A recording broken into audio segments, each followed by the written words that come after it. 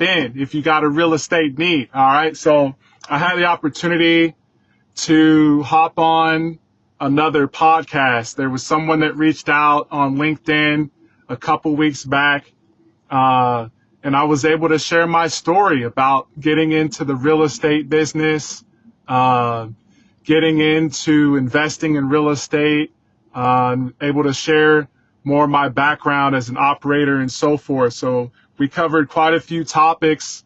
Of course, seller financing was one of them. We talked about private equity, okay? We talked about real estate investment operations, and we also talked about strategy. Go figure, the three big things that I've been ranting and raving about, trying to get more people to understand, okay, the capital, the strategy, and the operations for real estate investors. That's been my jam throughout my career. So tap in if you want to learn more about Kansas City real estate, if you are trying to figure out how you can put that money to work, okay.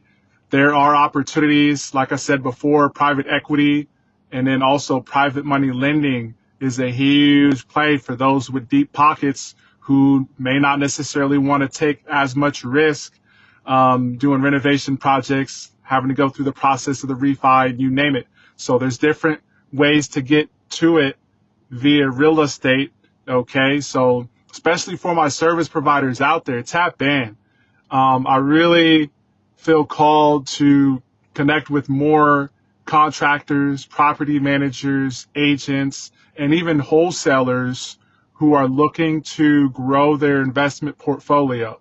Okay, buy and hold single family homes has been our jam here with the use of seller financing. That has been such a sweet thing for us over the last few years.